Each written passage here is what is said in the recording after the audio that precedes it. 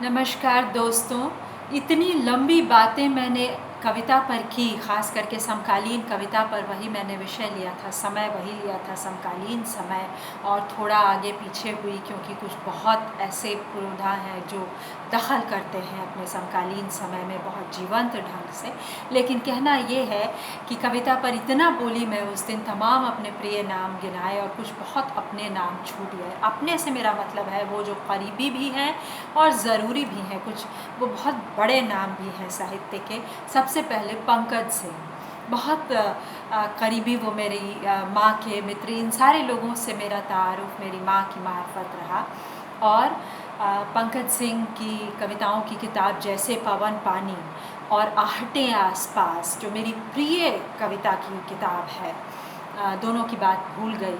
अच्छा, ये दोनों कविताओं की किताब मैंने राजकमल से ख़रीदी। ऐसा हुआ कि राजकमल में अपनी कविताओं की पांडुलिपि दी थी, उन्हें पसंद नहीं आई। वही जो साहित्य भंडार से आई और जिसकी कविताओं को लोगों ने बहुत पसंद किया है, जिसकी कविताओं में बहुत से सरोकार हैं। बहरहाल मैं मेरी किसी प्रकाशन से कोई दुश्मनी नहीं है, ना कोई वो है। लेकिन ये है कि स्मॉल प्रेस कहते हैं कि ज़्यादा शायद आवाज़ आज़ाद को मौका दे पाता है। यही चीज़ मैं बाकी जगहों पे भी देख रही हूँ। खैर, कि हम एक मतलब केवल एक एस्केपिस्ट साहित्य की रचना ना करें, कुछ गिला शिकवा अपनी व्यवस्था से बहुत ज़्यादा करने से भी न डरें। खैर, और वो केवल एक ख़ास तर्ज का नहीं हो। दोस्तों, मैं कुछ पॉलिटिकली हो सकता है इनकरेक्ट बातें कर रही हूँ, लेकिन आप मेरे साथ रहें, बने रहें और मुझे सुने, क्योंकि स्मॉल प्रेस पे बहुत कॉन्फ्रेंसेस हो रहे हैं विदेश में भी। वो जो चेक लेखिका अनुवादक हैं अलेक्सेंड्रा बुचलर, वो भी बहुत एक्टिव हैं इन मुद्दों पे। खैर, तो आहटें आसपास मुझे बहुत पसंद है। और लगे हाथ एक किस्सा मैं आपको सुना दूं कि आहटें आसपास का के जो बृहत्तर अर्थ हैं वो तो है ही हैं, लेकिन आपके आसपास जो आहटें हैं और वो किस तरह से आपके उसके साथ तालमेल, दिनचर्या ही नहीं, आपकी दिनचर्या ही नहीं, बहुत कुछ के साथ किस तरह तालमेल बिठाती हैं, क्यों नहीं कभी इनके बारे में भी लिखे। और एक छोटा सा बहुत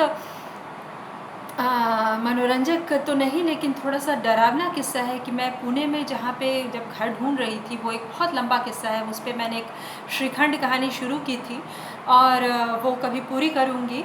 कहानी आजकल कम लिख रही हूँ, कविताएं ज़्यादा लिख रही हूँ, कविताएं ज़्यादा आंदोलित कर रही हैं। तो किस्सा ये है कि फ़ाइनली जिस मकान में मुझे कमरा मिला, एक केरल की लड़की के साथ, कुकू कुरियन उसका नाम है, लंदन में रहती है। ये तमाम किस्से हैं और ये सब लिखे जाएंगे, लेकिन फ़िलहाल ये कि उस मकान मालिक का जो ऊपरी मंजिल का घर था, उसको उनके टेनेंट ने हथिया लिया था। अभी शादी.com पे मेरी भेंट एक ऐसे सिंधी लड़के से हुई जो साउथ अफ्रीका में रहता था और साउथ अफ्रीका वो गया था जेसिका लाल शूटिंग केस के बाद।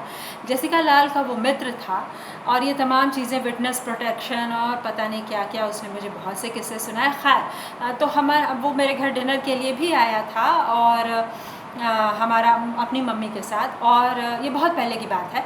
लेकिन जो भी हो, हमारा वेवलेंथ मैच नहीं हुआ और फिर मैंने ही, कई बार ऐसा होता है कि हम बात ही नहीं कर पाते, है ना। तो ये कुछ समस्याएं हैं। दिन में 2 बजे भी बत्ती की कमी है, बत्ती लगवा रही हूँ बहुत जल्दी। लेकिन इस लॉकडाउन में तो ऐसा होता है ना कि अगर एक बल्ब फ्यूज़ कर जाए तो आप बल्ब कहाँ से ख़रीदेंगे। तो अगर आपने मेरे साथ थोड़ा अंधेरे को भी झेला तो मुक्ति बोध को याद करते हुए मेरे साथ बने रहिएगा, क्योंकि मैं अपनी आहटें आसपास की कुछ बातें करना चाहती हूँ कि अगर मान लीजिए आपका पड़ोसी भी एकदम से आपका मालिक मकान ही बनने लगे तो बड़ी दिक्कत की बात होती है कि आप अगर रात मतलब 10:30 बजे डिनर को जाएं और ठीक उस वक्त आपके पड़ोसी के घर से आदतन या ख़ास करके उस दिन जिस दिन आपकी कुछ बहस हुई हो किसी से, उस दिन वो खूब पानी गिराए आपके लगातार खाते हुए।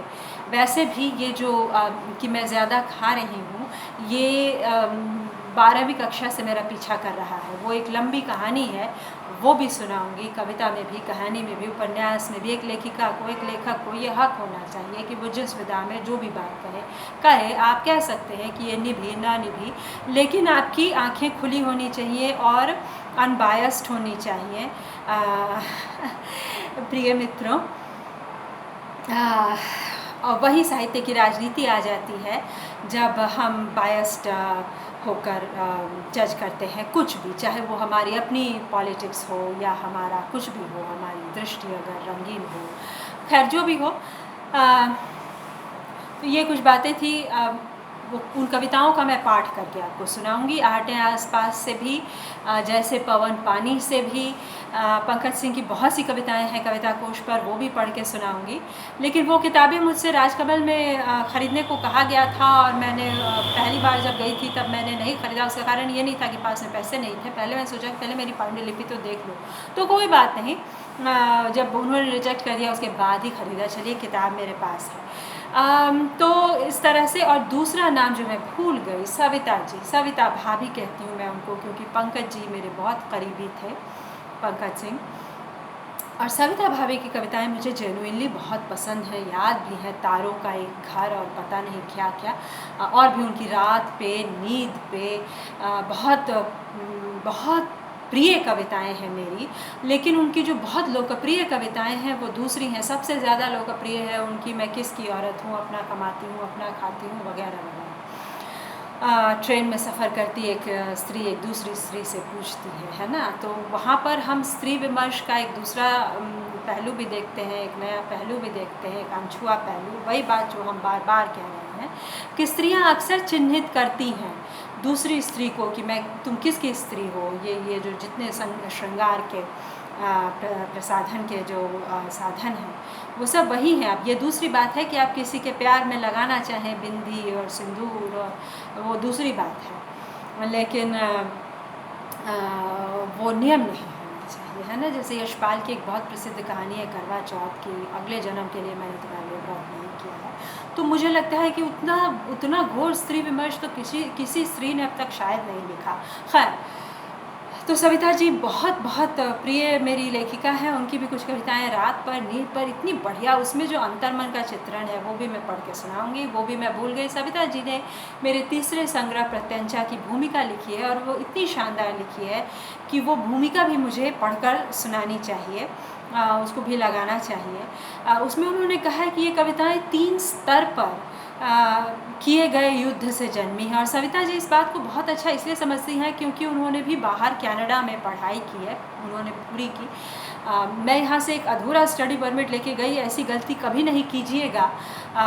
हम एक इमिग्रेशन एस्पायरिंग नेशन है।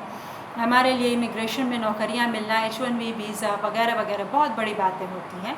तो आगे से स्टडी परमिट कभी भी अधूरा लेकर ना जाएं, आप उसको पूरा करके ही अपने देश से जाएं, क्योंकि उसमें आप कितना भी अच्छा प्रेजेंट करें, आपको ये कहा जा सकता है कि it wasn't good enough. Gene Goodenough, Preity Zinta के हस्बैंड की याद आ गई। खैर, तो सविता जी ने बड़े प्यार से वो लिखा है, मैं पढ़ के सुनाऊंगी। और 3 स्तर पे जो उन्होंने युद्ध दिखाए हैं उसमें सामाजिक, राजनीतिक और बौद्धिक स्तर के और तमाम तरहों के युद्ध, और वो बहुत सी चीज़ों से जन्मते हैं। जैसे आज हम जिस समस्या से मुखातिब हैं कि इतनी जनसंख्या है हमारे यहाँ। ये दोस्तों, मैं नरेंद्र मोदी, अमित शाह की कोई तरफदारी नहीं कर रही, उन्होंने नहीं किया है अच्छा इंतज़ाम, लेकिन कांग्रेस होती तो भी इतनी ही वो होती, क्योंकि हमारी केवल आदत है कि हम केवल सरकार के हर इंतज़ाम को खारिज कर देते हैं, और हम कभी नहीं सोचते कि हम बतौर मध्य वर्ग क्या कर रहे हैं, बतौर निम्न वर्ग क्या कर रहा है अपने उत्थान के लिए। ये बातें करना ज़रूरी है। कागज़ पर भी मैं एक कविता लिखने जा रही हूँ, पेपर टाइगर, कि वो हमेशा हमारे कागज़ पर हमारा हीरो होता है ना, लेकिन बहाता 2 टूक कलेजे के, करता पछताता पथ पर आता। बड़ी दारुण स्थिति है। और कल तो मुजफ्फरपुर स्टेशन पे हद हो गई कि एक 1 साल का बच्चा अपनी माँ की लाश के ऊपर से चादर हटा रहा है। हृदय विदारक था वह। उसको मैंने नहीं अब तक फेसबुक पे साझा किया, वायरल हो गई वो तस्वीर, लेकिन अभी तक मुझे मैंने नहीं तलाश की है, ये पता नहीं है कि उस बच्चे को किसने गोद लिया। ज़रूर मुझे आशा है कि उसको उसके खाने पीने, उसके रहने और पढ़ने का अच्छा इंतज़ाम होगा, ताकि उसके बच्चे की यह नियति ना हो। यही साइकिल हमें तोड़ना है दोस्तों, और हमें ये देखना है कि हमारी कविता जो केवल और केवल गरीब की स्थिति की तरफदारी कर रही है, वो इस साइकिल को कैसे तोड़ रही है। खैर, और इसीलिए इन्हीं कारणों से कविता में और भी नाम छूट रहे होंगे, और मुझे लगता है कि मैं अपनी बात टुकड़े टुकड़े में कहती ही रहूँगी। लेकिन अभी मुझे ये दोनों बहुत याद आए, पंकज सिंह और सविता सिंह। और मेरे मौसेरे भाई पंकज राग या भूमंडल की रात है, अभी अभी उनको अनामिका दी के साथ शमशेर सम्मान मिला है, यतीन्द्र मिश्र के साथ। यतीन्द्र जी की वह कविता भी मुझे बहुत पसंद है कि क्या फ़र्क पड़ता है अगर रागों में कुछ गड़बड़ियाँ हो जाए, है ना। अगर ये आलाप, अगर ये गाना इस धुन में गा दिया जाए और वैसे गा दिया जाए, क्या फ़र्क पड़ता है। बड़ी खूबसूरत वो कविता है, बाकी भी उनकी कविताएं बहुत संगीत से जुड़ी हुई हैं। खैर, तो पंकज राग की कितनी ही कविताएं, लेकिन वो शीर्षक या भूमंडल की रात है। वही बात है कि हम रोशनी में भी अंधेरे में हैं, हमें कुछ पता ही नहीं है हमारे साथ क्या क्या डिस्क्रिमिनेशन हो जाता है, और हम उसको दूर करने के लिए क्या क्या कर रहे हैं। खैर, और भी बहुत सी उनकी उम्दा कविताएं हैं, वो भी पढ़ के सुनाऊँगी शहरों पर। और एक मुझे याद आ रही है जो पापा फुग्गा खरीद दो, जो पिता और पुत्र के ऊपर है।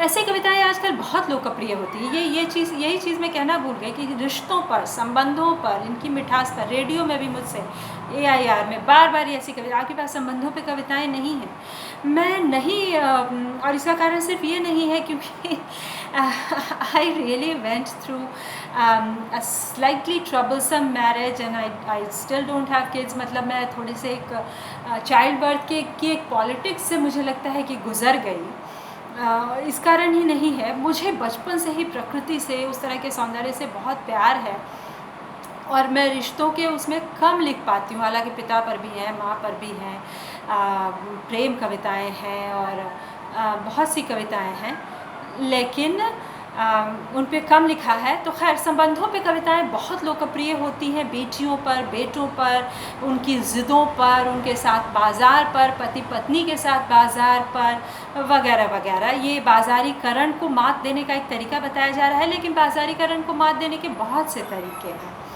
और संबंधों की मिठास को कोई नहीं खारिज करता। दुनिया में सबसे महत्वपूर्ण है संबंधों की मिठास, और ये सबकी बनी रहे और सबको मुहैया रहे, इसमें कोई दो मत नहीं है, और कोई इसमें बहस नहीं है। विमर्श तो खैर दूर की बात, और विमर्श को कई बार शीर्षक में बहस कहना एक पोएटिक लाइसेंस है। इसका ये मतलब नहीं है कि वहाँ एक दूसरे तीसरे मत की जगह नहीं है, हमें एक बाइनरी में ही सोचना है, ऐसा कुछ भी नहीं है।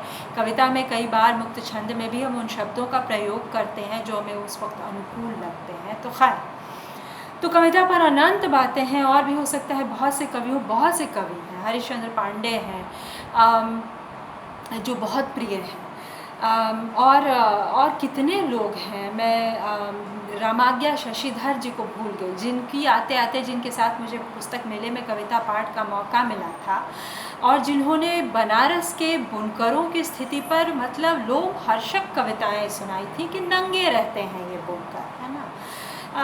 तो बहुत हम अच्छे दिनों में भी बहुत संघर्ष करते हैं, उसी को हमें एक अंकित इस तरह करना है कि ये स्थिति बदले, और कैसे बदले।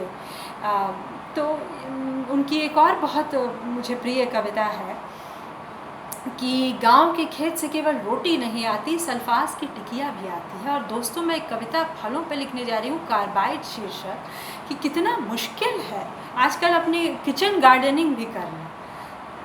किचन गार्डनिंग के ऊपर मेरी ये जो चौथा संग्रह है, उसमें किचन गार्डनिंग पे इतनी कविताएं हैं, क्योंकि इतनी मशक्क़त। आप एक लीची का पेड़ लगा दें, उस पर इतना छिड़काव आपको करने की ज़रूरत होगी। ऑर्गेनिक खेती का मतलब है कि आप 24 घंटे उसमें लगे रहिए। तो हम कितना प्रदूषण फैला रहे हैं, और कोरोना ने हमें क्या सबक सिखाया अपने पर्यावरण के विषय में, कि हम प्रकृति के साथ के अपने संबंध को किस तरह बाँचें और आँकें।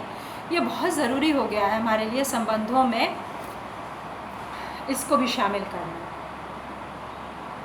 इसीलिए मैंने ये विषय चुना था। हमारा समय भी मैंने उसको संबोधित किया कि मैं हमारा क्या समय है, और पहले मैंने वेस्टर्न उसको कहा क्योंकि मुझे वो पसंद था। मैंने उसको बाद में पढ़ा, और ये तो हम सब जानते हैं कि हमारे यहाँ वीर गाथा काल, फिर रीति काल, फिर वीर गाथा काल, फिर भक्ति काल, फिर रीति काल, है ना। और इनमें से कई कवि हैं जो हमें बहुत प्रिय है। कबीर को लेकर मेरी कहानी भी है, और उत्तर कबीर केदार जी का पूरा संग्रह ही है कि हमारा समय उससे भी परिभाषित होता है। और रीतिकाल के बाद फिर आधुनिक युग आ जाता है, जिसके प्रवर्तक कई अर्थों में भारतेंदु बताए गए। भारतेंदु ने भी खड़ी बोली हिंदी की बात की। भारतेंदु की बात करते हुए मैं अपने नाना जी की कुछ कविताएं सुनाना चाहती हूँ उन पर, जो कि खड़ी बोली हिंदी में कविताएं लिखते थे। खैर ये अयोध्या प्रसाद खत्री के बहुत बाद की बात है। वो भी अयोध्या प्रसाद खत्री हमारे शहर में आकर उन्होंने खड़ी बोली हिंदी की लड़ाई लड़ी। अयोध्या प्रसाद खत्री सम्मान के संस्थापक वीरेंद्र नंदा भी हमारे फैमिली फ्रेंड हैं, और इस बात का मुझे गर्व है कि उन्होंने ये सम्मान स्थापित किया, और इस सम्मान से कई लोगों को विभूषित किया जा चुका है, जिनमें कई आदिवासी लेखिकाएं हैं। और देखिए कि मैं आदिवासी साहित्य की बात कर रही थी, कथा साहित्य पर, वो भी भूल गई ढंग से करना कि आज ही मेरी उर्मिला शुक्ल जी से सुबह सुबह फ़ोन पे बात हुई, और बहुत सुंदर बात हुई। माओवादियों के द्वारा जो चुनौतियां आदिवासी समाज को पेश की जा रही हैं उन पर, उस पर उनका उपन्यास है, उन्होंने लाइव किया था मेरा रंग से, और मैंने वो देखा था। बहुत ही बढ़िया, बहुत दिलचस्प। प्रशासन के साथ भी आदिवासियों के झगड़ों को लेकर लगातार लोग बोल रहे हैं। मधु काकड़िया बोल रही हैं, बहुत से लोग बोल रहे हैं आदिवासी साहित्य पर, और जो दलित साहित्य है उसमें बहुत से लोग अभी बहुत मुखर हैं। अजय नावरिया जी मुझे लगता है कि विदेश में सबसे ज़्यादा लोकप्रिय हैं, लेकिन और भी लोग हैं जो मुखर हैं, जैसे कि भगवान दास मोरवाल हैं दलित साहित्य पर, हरिराम मीना जी हैं जनजातियों पर।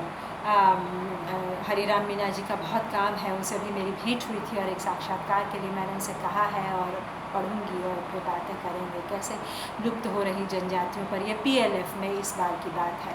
तो खैर, तो ये सब भारतीय साहित्य के बहुत ज़रूरी, बहुत अहम हिस्से हैं, और कविता में भी आ रही है ये बातें। जसिंता केरकित्ता जी बहुत लोकप्रिय हो रही हैं विदेश में। जर्मन प्राध्यापिका ने उनकी कविताओं का अनुवाद किया है। उनकी एक कविता, अच्छा जसिंता जी के साथ मुझे भी एक बार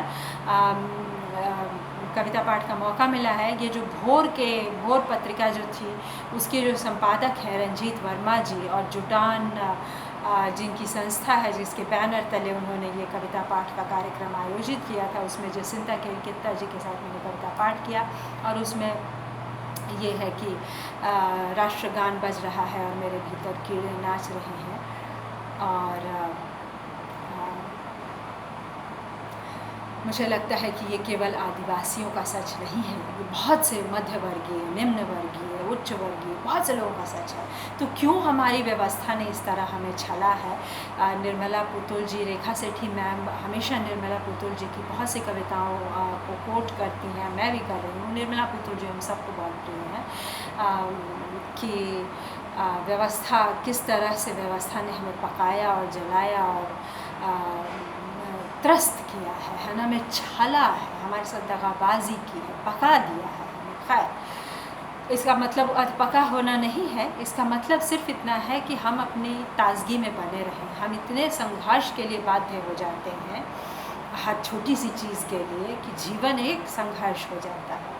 तो खैर, तो ये बहुत से सरोकार हैं बहुत सी विधाओं में, और मुझे लगता है कि बहुत सी बातों पे बहुत सी विधाओं में लिखा जा सकता है। ये कवि की कलम की बात है कि वो कितना प्रयोग, कितना क्या नहीं करना चाहता। और हम आधुनिक काल में उसके बाद फिर भारतेंदु युग और फिर द्विवेदी युग और छायावाद में मैंने बड़ी लंबी बात ऑलरेडी की है, और कविताएं भी हैं मेरी।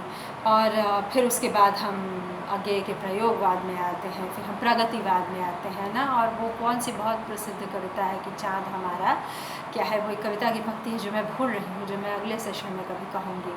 आगे तो अपने आप में एक विराट व्यक्तित्व है, जैसे कि मुक्तिबोध। अच्छा, मैंने एक बार जब मैं क्लास पढ़ा रही थी, मैंने एक कॉलेज में भी थोड़ी सी मैं हिंदी भी पढ़ाया, फिर हिस्ट्री भी पढ़ाई, और उसमें मैंने उन्होंने जो तार सप्तक की पूरी भूमिका अज्ञेय ने लिखी है, सच्चिदानंद हीरानंद वात्स्यायन अज्ञेय है प्रयोगवाद पर, वो पूरी भूमिका मैंने पढ़कर और उसको पूरी डिस्कस की थी, उसको पूरा ये करते हुए कि प्रयोगवाद क्या है और प्रगतिवाद क्या है। और मतलब फिर मैंने कहा कि हम ज़रूर अब इतना समय भारतेंदु को हो गया तो हमने आज ज़रूर चेतना के जागरण, जो कि हा भारत ध्रुव दशा न देखी जाई, कि अंग्रेज़ वो छोड़ो वगैरह वगैरह, स्वाधीनता संग्राम, वो सब हमारे लिए आधुनिक काल है। लेकिन तो ज़रूर हम उत्तर आधुनिक समय में हैं और उसने हमारी लेखन शैली और सोच दोनों को प्रभावित किया है, ये मेरा कहना था। ये एक दिन में निपट जाने वाला विषय नहीं है, इस पर 1000 टिप्पणियाँ आएंगी और स्वागत है। मैं चाहती हूँ इन पे बातें करना, मुझे बहुत अच्छा लगता है, सुकून मिलता है। खैर, तो मैं ये कह रही थी कि कविता का एक बहुत बड़ा सरोकार और एक बहुत बड़ी शैली, उसके एक बहुत बड़े शिल्प में आजकल इस तरह से भी आता है कि यह समय क्या है। हर कवि ने समय पर आज अब तक मेरी एक भी नहीं आई है कविता कि यह समय क्या है। मैं लिखना चाहती हूँ और बहुतों ने, प्रांजल राय ने, पूनम सिंह ने, बहुत से कवियों ने किया समय, तमाम लोग लिखे, दिग्गजों के नाम मैं दोबारा नहीं लूँगी, है ना। सचमुच अब चुनौतियों से भरा हुआ समय हमारे लिए कौन सा समय चुनौतियों से भरा हुआ नहीं था। लेकिन सवाल ये है कि हम कैसे एक आरामदेह समय में जाएं जहाँ कि हम अच्छे से काम कर सकें। लेकिन बहरहाल हो सकता है आपको ये सरोकार ही बचकाने लगे, लेकिन मुझे लगता है कि जीवन में संघर्ष कम करके और शांति स्थापित करके क्यों ना अच्छा काम किया जाए, शोध हो सकता है। हम क्यों केवल सॉफ्टवेयर प्रोग्रामिंग का ही H1B वीज़ा लें। खैर, तो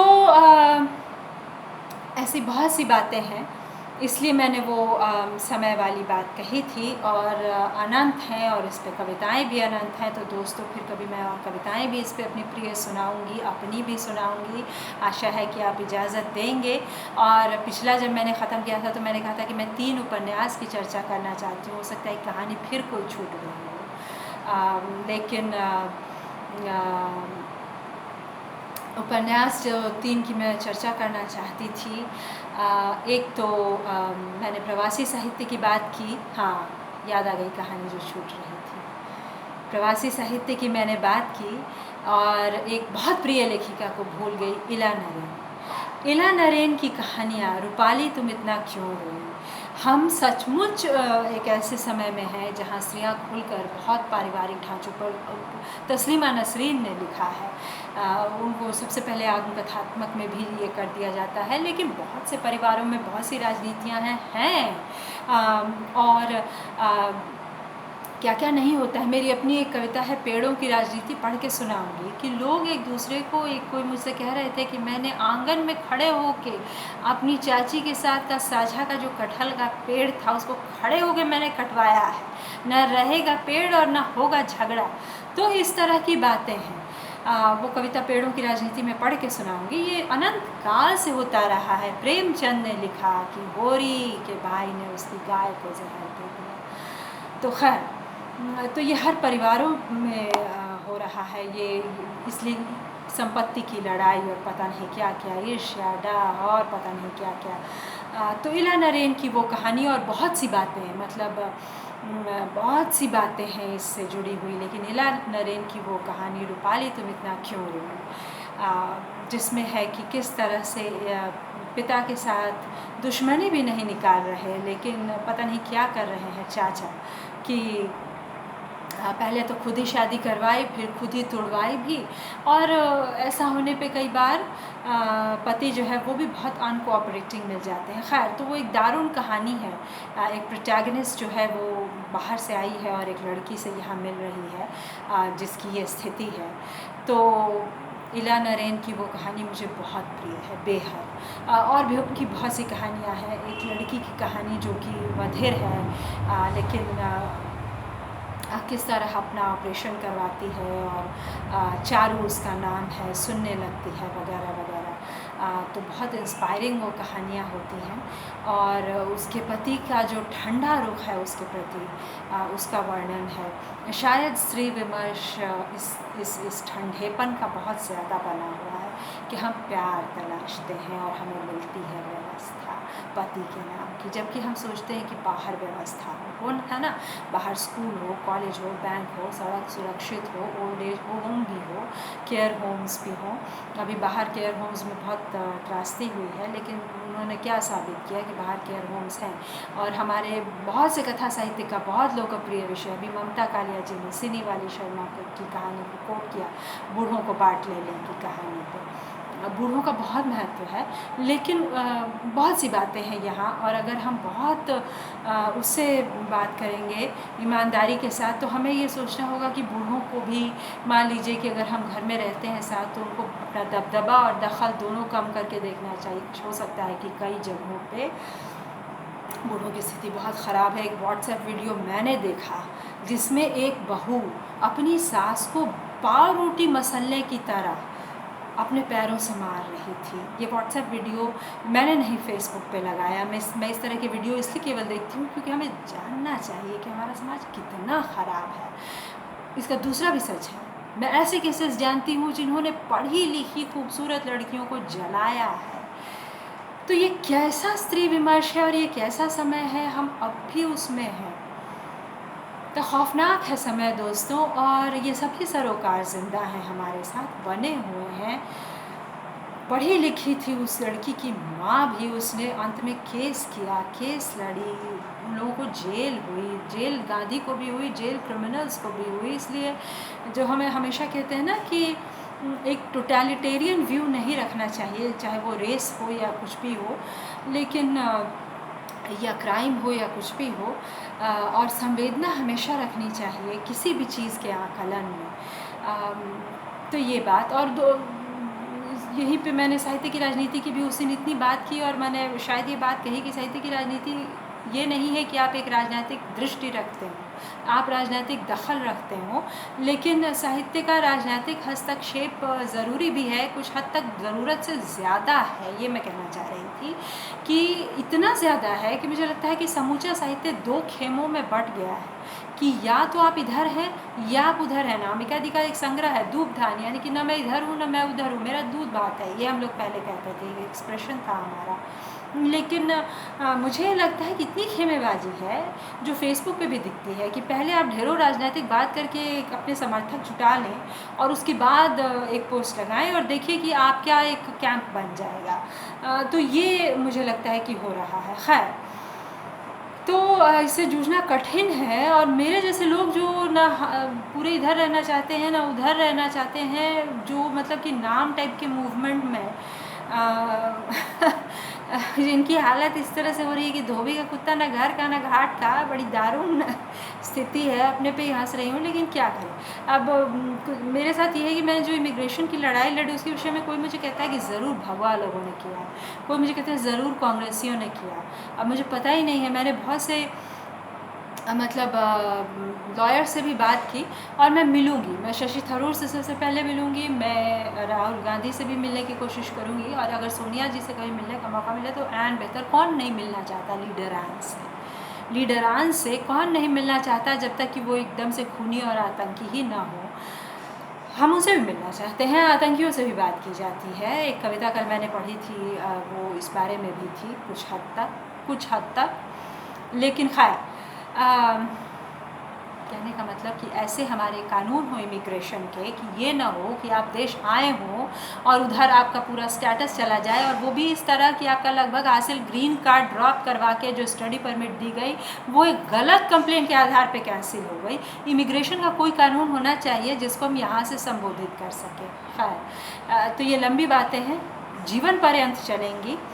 आशा है कि आप भी मेरा साथ देंगे, साथ बने रहेंगे। तो दोस्तों, अभी इतना ही मुझे लगता है, और थोड़ी थोड़ी बातों के साथ भूल जाना भी एक अच्छी बात है कई बार, इस अर्थ में कि हम नए नए रचनाकारों, नई नई कविताओं और पुराने दिग्गजों, पुराने प्रिय लोगों को सामने ला कर और उनके बारे में बातें करते रहें, उनकी कविताएं पढ़ते रहें। मुझे लगता है कि कोरोना के समय में कविताओं का पाठ करना मुझे बहुत सुकून देता है, मुझे बहुत तसल्ली देता है, उससे मेरी तबीयत जो है वो ठंडी हो जाती है, अच्छे अर्थ में। मतलब शीतल हवा, वो वाला ठंडा नहीं कि आप एकदम प्यार के उसमें हो। और प्यार से मेरा मतलब सेक्स नहीं है अभी, प्यार से मेरा मतलब है the softness and warmth of love, that is not simultaneous with sex, that is not synonymous with sex, okay, synonymous. Anyways, so we talked a lot. मुझे लगता है, आशा है कि आप भी इसका फीडबैक मुझे देंगे, और आशा है कि हम इस पर लगातार बात करते रहेंगे। केवल एक बात, आधुनिक काल के समझने के इतिहास के छात्र होने के नाते हमने आधुनिक काल उसको पढ़ा, ब्रेड मार्च को, 1789 की फ्रेंच क्रांति, मैंने तो आर्ट मूवमेंट के हिसाब से परिभाषित किया, लेकिन ब्रेड मार्च वर्साई का, जब वो जाते हैं और राजा और रानी को गियोटीन से, एक स्पेशल हथियार का इन्वेंशन होता है, मारा जाता है ब्रेड मार्च के लिए, ब्रेड के लिए, ब्रेड के सस्ते दामों के लिए, फ्रांसीसी क्रांति, उसके बाद क्या होता है, reign of terror, Robespierre, Jacobins, Girondins. तो फ्रांसीसी क्रांति अपनी जगह है, हम कब की बात कर रहे हैं, 1789 के बाद ये सब हुआ है, लेकिन हमारे यहाँ वही समय है, हम अभी ब्रेड मार्च के समय में हैं। इसलिए मैंने कहा कि हमारी रचनाएं जो हैं वो कैसे तादाद में बिठा रही हैं अपने समय के साथ। ये बहुत मंथन की बात है कि हम उस मध्य वर्ग में हैं। वही बात है ना जो ओरिएंटलिज्म के विषय में कही गई थी कि they can not speak for themselves, somebody else speaks for them. तो वही बात है कि कब उनकी असल आवाज़ कागज़ पे आएगी, है ना, सफ़ेद एक क्रांति का रंग, कब उनकी आवाज़ कागज़ पे आएगी, कब वो उन इमारतों के भीतर आएंगे जिसका वो केवल निर्माण कर रहे हैं, देखने वाली बात है दोस्तों। तो हम कुछ ऐसा रचें, ऐसा करें कि सचमुच में कुछ क्रांति हो, भ्रष्टाचार दूर हो। इस आशा के साथ आप सबको शुभ दिन, धन्यवाद और नमस्कार।